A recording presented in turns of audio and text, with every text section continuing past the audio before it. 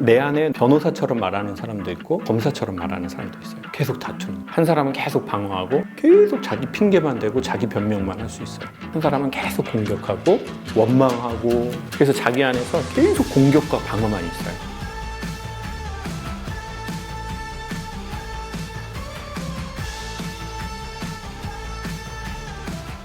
제가 이제 제주도에서 농산물을 팔아요. 이제 코로나가 와서 저한테 변화된 일상 중에 하나예요. 근데 사실은 핑계예요. 이게 무슨 말이냐면, 나는 좀 내가 하던 일들의 방향대로 안 하고 싶어요. 똑같은 말을 처음 본 사람들한테 똑같은 톤으로 하면 안 되거든요. 그러니까 왜냐하면 저는 강연을 이제 저희가 어떤 분야든 한 10년, 20년 하면 거의 비슷하거든요, 레파토리가. 근데 그거를 새로운 사람을 만났는데 이렇게 나 이거 뭐 다 아는 얘기인데 뭐 하고 이런 호흡으로 치잖아요. 그럼 이게 생명력이 없어져 버려요. 그 처음 하듯이 말하지 않으니까 보통 편의점 목소리가 나오는 거예요. 안녕하십니까. 카드 정립하시고요. 영수증표 안 마시고요. 뭐 대부분 제가 보기엔 99%의 커피숍과 편의점에선 그런 말투가 있어요. 그래서 그걸 흉내내잖아요. 아니면 뭐 병원도 흉내내잖아요. 그 말투를 뭐 이렇게 뭐 바지 내시고요. 따끔 하면서 뭐 이런 거 막 그 흉내 막 내는 게 있잖아요. 병원에 가보면 그런 게 있어요. 처음이세요? 네, 쓰시고요. 네, 주사실 가시고, 바지 내리시고, 따끔합니다. 하고, 이렇게 하고, 이거 하시고요. 나오시면 됩니다. 3,700원이요. 그게 왜 그러냐면, 계속 그 자리에 있는 사람들은 그 말을 해야 되는 거잖아요. 근데 거기에 처음 하는 것처럼 말해야지 진짜 큰 감동이고, 사람이 따뜻함을 느끼거든요. 그러려면 엄청난 감정 근육이 있어야 돼요. 왜냐하면 감정에도 근육이 있거든요. 이 이론을 처음 발표한 사람이 저예요. 아직도 발표 아무도 안 했더라고요. 감정에도 근육이 있다. 그래서 이 근육이 좋은 사람은 감정을 잘 써요. 근데 감정 근육이 안 좋으면 근육을 쓸 수가 없어요. 그럼 그냥 안녕하십니까 이렇게 하는 거예요. 그러니까 결국 인간관계도 보면 되게 감정에 대한 문제가 되게 많거든요. 근데 우리의 이게 너무 없는 거예요, 근육이. 그러니까 다 그냥 찢어져 버리는 거죠. 근데 그렇게 계속 하니까 너무 힘든 거예요. 전 이런 사실을 모르고 그냥 한 거예요. 그러다 보니까 그럼 내가 좋아하는 게 뭐지? 근데 내가 지금 그런 상황이 되면 아무것도 안 하고 싶은 거죠. 저는 이런 날이 올지 몰랐어요. 왜냐하면 난 이 일을 너무 좋아서 했기 때문에. 너무 신나서 했고, 좋아서 했고, 소명감도 있었고, 사명감도 있었고, 사람들도 되게 좋은 반응을 보였기 때문에 난 죽을 때까지 할 거라고 생각을 한 거죠. 근데 세상 살다 보면 그런 일이 실제로 생기는 거죠. 이게 죽을 때까지 됐으면 좋겠다. 죽을 때까지 갈 거야. 그랬는데 어느 날 그렇게 안 된 게 온 거죠. 그래서 저는 이제 그러면 이거 어떻게 해야지? 갑자기 나 아무것도 안 해. 이럴 수는 없고. 그러니까 어떻게 보면 제주도에서의 라이프는 일종의 조금 핑계거리인 거죠. 왜? 그렇게 해서라도 돈을 내가 벌고 똑같은 강의를 안 하고 싶은 거죠.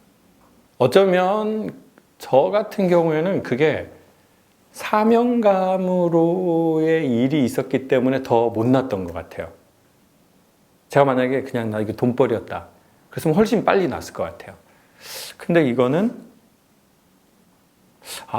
좀 미션인데.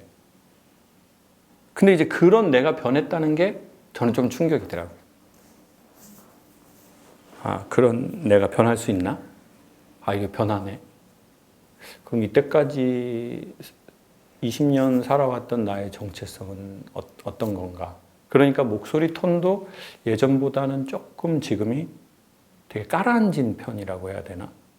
사람들이 뭐 아프냐라고 물어볼 수도 있고, 아니면 되게 힘이 없네? 이럴 수도 있고, 어떤 사람은 댓글에 써요. 난 전에가 너무 좋았다. 아침마당 할 때. 근데 처음에 그것도 이제 그런 상황이 왔을 때 제가 저를 대하는 방식이 또 되게 중요한 것 같아요.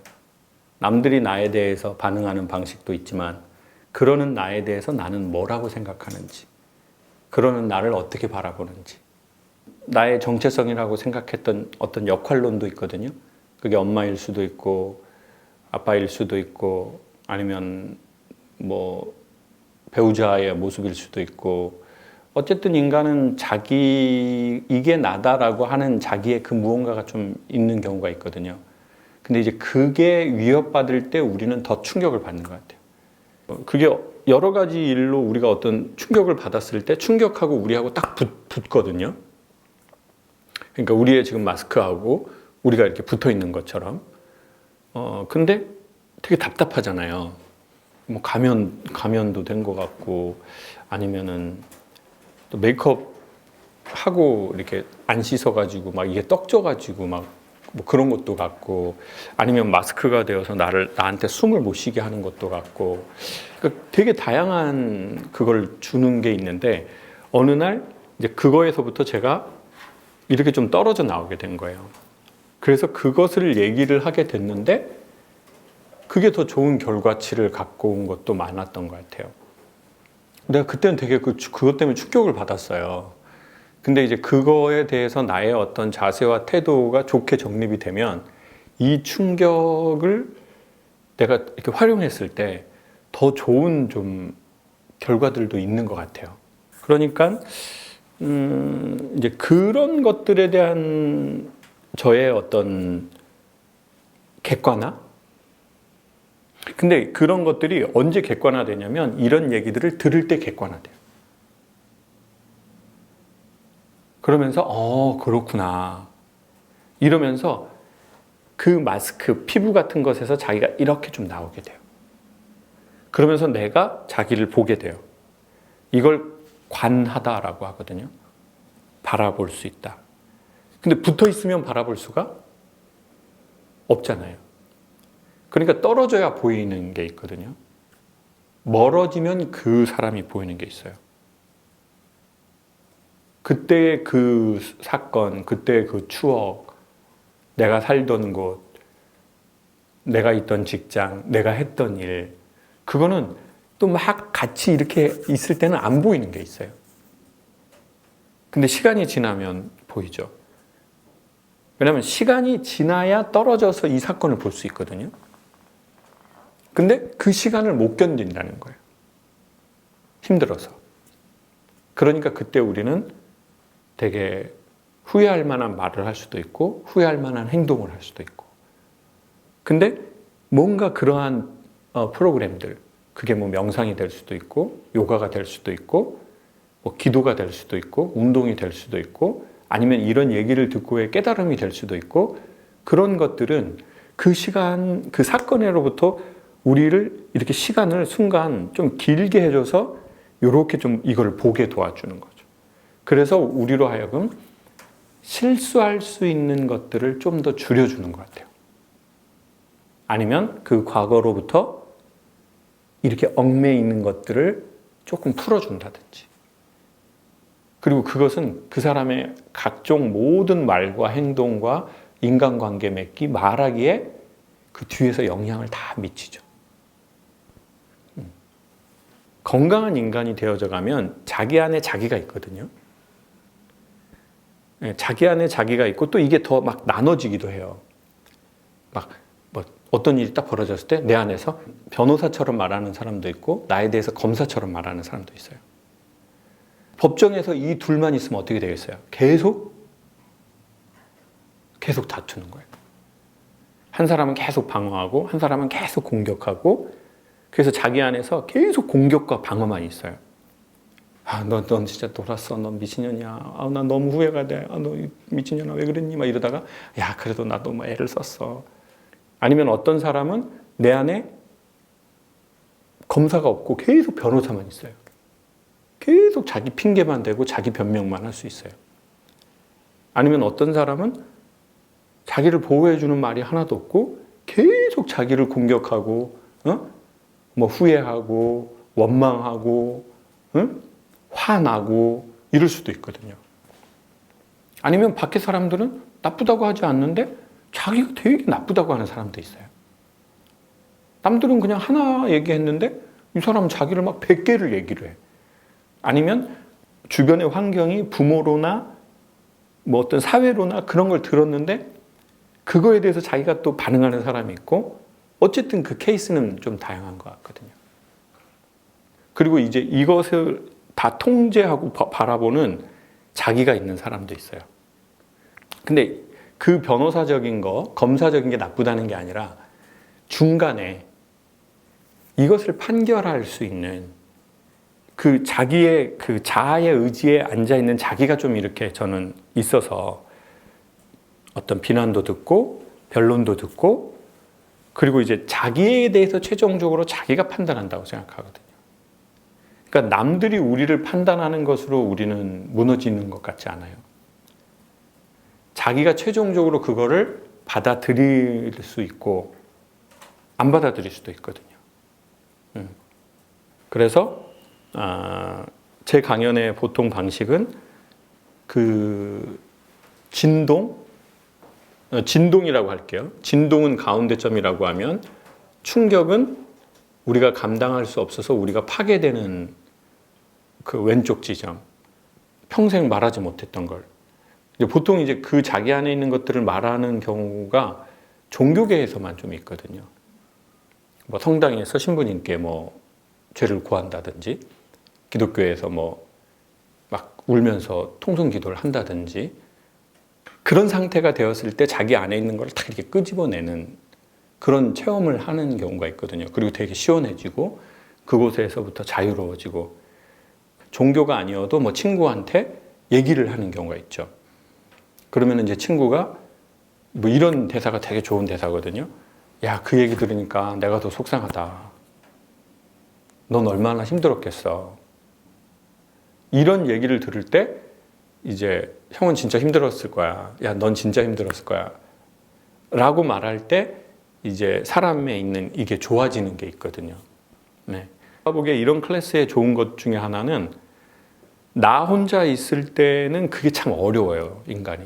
그러니까 인간에게 있어서 진동이라는 것 자체가 이렇게 뭐와 뭐가 부딪혔을 때 나는 거거든요. 그리고 오히려 저는 이런 클래스 같은 것들을 초등학생이나 중학생, 대학생 때 뭔가 결혼하기 전에, 연애를 하기 전에, 결혼을 하는 와중에, 연애를 하는 와중에 뭔가 조금 해보면서 좀 살아가는 게 전 좀 좋다고 생각해요. 아무튼 그래서 어쨌든 농산물을 판매하고 이러는 거는 사실은 이제 좋은 핑계죠. 이제 거기에서 제가 이제 강의하는 것만큼은 벌 수 없어도 이제 조금씩 수입이 있다면 좀 그런 일을 하면서 그 틈에 이렇게 내가 하고 싶지 않은 걸 안 하고 내가 조금 하고 싶은 거를 이렇게 살짝 다리를 얹어서 이제 그 곳에 있으려고 하는 거예요. 내 스스로에게도. 그러니까 제 인생에 뭔가 이런 날이 올 거라고 생각은 안 했죠. 예전에는 항상 강의가 모든 것을 결정했거든요. 강의가 있으면 뭐든지 그게 우선순위가 되는 거예요. Anyway. 저는 요즘 그렇게 살고 있습니다. 그렇게 살고 있고, 근데 저는 이 방향이 맞는 것 같아요. 운명론적인 맞다 틀리다가 아니라 저는 이 언덕을 넘어서 그쪽 방향으로 가려고 해요.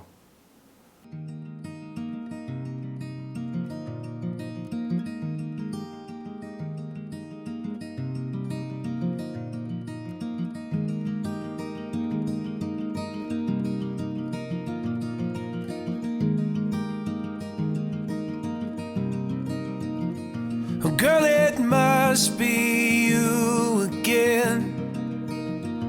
You have gone straight to my head. Take the pills and go to bed, but I'm still hooked on this.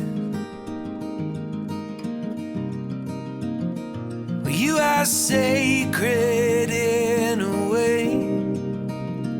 I don't know God, but still have faith that He will manifest some way when I am next to you.